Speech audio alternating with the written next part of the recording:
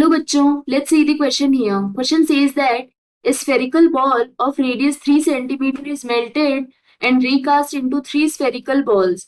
The radius of two of these balls are 1.5 cm and 2 cm. The radius of the third ball is. We will start the solution here. और सबसे पहले इस case में हम start करेंगे की concept के साथ. तो इस केस के लिए की कॉन्सेप्ट हो जाएगा formula of volume of sphere.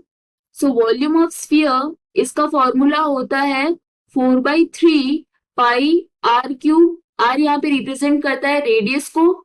So for this case it is said that we have a spherical ball.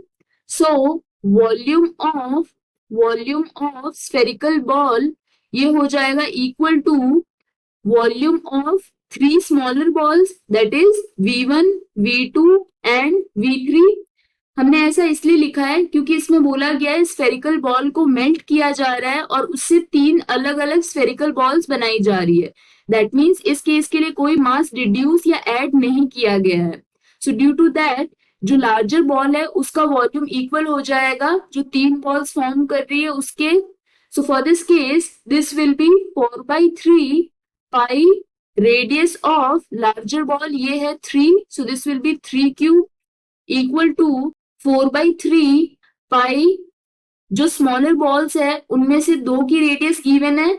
One is having 1.5 centimetre, so this will be 1.5 whole cube plus 4/3 multiplied by pi multiplied by 2 whole cube plus 4/3 pi जो third है उसकी radius हमें find out करनी है. सो R3 whole cube.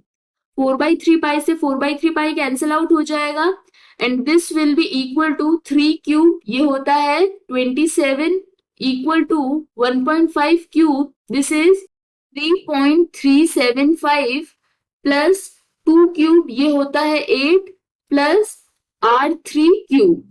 So R3 cube this will be equal to 27 minus 11.375 which is equal to 15.625.